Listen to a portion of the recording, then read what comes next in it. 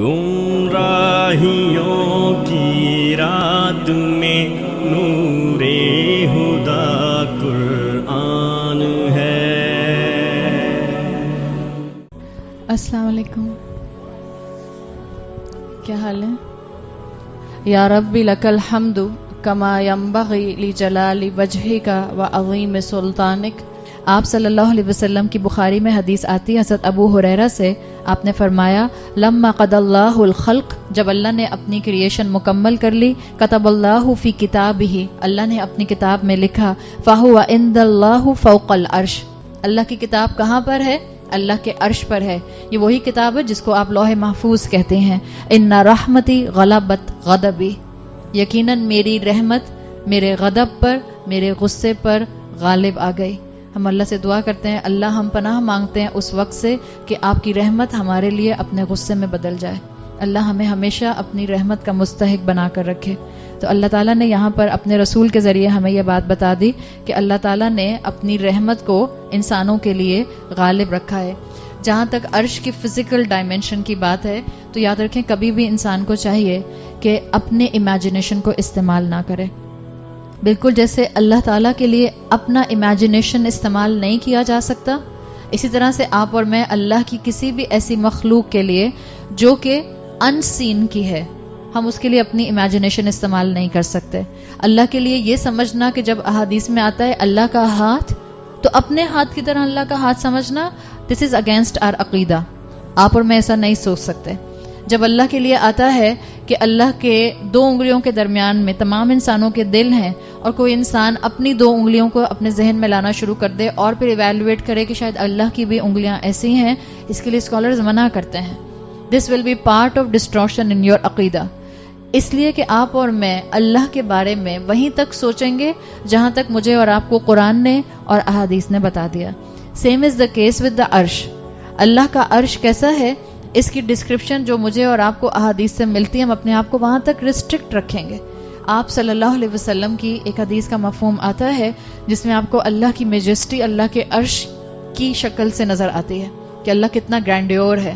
اللہ کے عرش کی حقیقت کیا ہے کہ آپ صلی اللہ علیہ وسلم نے فرمایا، اللہ، آپ نے 2 لفظ سنے ہیں، اللہ کا عرش اور اللہ کی کرسی، سنا ہے نا؟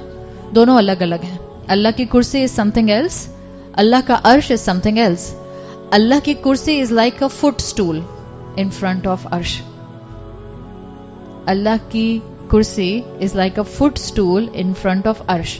اب میں آپ کو بتاتی ہوں کہ اللہ کا عرش کیسا ہے۔ آپ صلی اللہ علیہ وسلم کی حدیث کا مفہوم آتا ہے کہ اللہ کے عرش کے مقابلے میں اللہ کی کرسی بالکل ایسے ہے جیسے صحرا میں پڑا ہوا ایک رنگ، اور اللہ کی کرسی کے مقابلے میں زمین اور آسمان، اور جب آپ زمین اور آسمان احادیث میں اس مقام پر پڑھتے ہیں تو 7 آسمان 7 زمین ہے۔ اللہ کی کرسی کے مقابلے میں زمین اور آسمان بالکل ایسے ہیں جیسے صحرا میں پڑی ہوئی ایک چھوٹی سی انگوٹھی یا رنگ۔ تب آپ کو اندازہ ہو رہا ہے کہ عرش کتنا بڑا، کتنا میگنیفیسنٹ ہوگا۔ ایک دعا جو مسنون دعا ہے، مجھے نہیں پتا آپ میں سے کتنوں کو آتی ہے، لیکن آپ صلی اللہ علیہ وسلم کی صحیح حدیث سے دعا، یہ نریشن سے موجود ہے، ابو داؤد میں موجود ہے، اور آپ صلی اللہ علیہ وسلم نے اس کو صبح شام پڑھنے کا کہا ہے۔ بعض دفعہ ہم سوچ رہے ہوتے ہیں نا، ہم اکثر پریشان رہتے ہیں کہ ہم کس دعا کو کس وقت پڑھیں، اور ہمیں بہت شوق ہوتا ہے کہ ہم ایسے میسیجز کو بہت آسانی سے فارورڈ کر دیتے ہیں جس میں یہ لکھا ہو کہ یہ دعا پڑھیں، آپ کے 84 سال کے گناہ معاف ہو جائیں گے۔ اگر یہ بات اللہ کے رسول صلی اللہ علیہ وسلم نے بتائی ہے، ویل اینڈ گڈ، کیجئے فارورڈ۔ لیکن اگر اللہ کے رسول صلی اللہ علیہ وسلم نے گناہ معاف کرنے کی بات، 84 ایئرز کے اجر کی بات نہیں بتائی ہے، تو یاد رکھیے رسول اللہ صلی اللہ علیہ وسلم کے بعد ان سین کا دروازہ، اجر اور ثواب کی ڈسکریمنیشن کیا ہوگی، گناہ کا کیا امپیکٹ ہوگا، یہ دروازہ بند ہے۔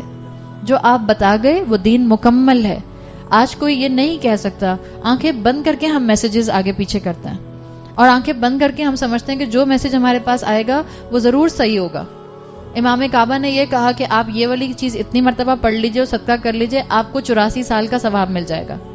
کیا امام کعبہ یا کسی بھی گرینڈ مفتی کے پاس اس چیز کی اتھارٹی ہے کہ وہ اپنے طور پر یہ بات بتا سکیں کہ یہ عمل کرنا اور یہ صدقہ کرنا آپ کو 84 سال کا ثواب دے گا، انٹل انلیس حدیث کی روشنی میں وہ بات نہیں بتائی جا رہی؟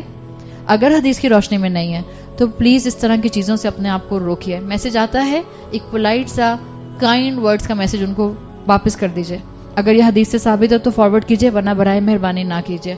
اور اگر حدیث سے ثابت ہے تو حدیث کا ریفرنس دیجئے. اس طرح سے آنکھیں بند کر کے مسلمان زندگیاں گزارنے والے نہیں ہوتے. تو آپ صلی اللہ علیہ وسلم کی سنن ابی داؤد میں مسنون دعا آتی ہے. آپ نے فرمایا جو اس کو صبح شام پڑھے گا اس کے اس دن کے گناہ اللہ تعالیٰ معاف فرما دے گا.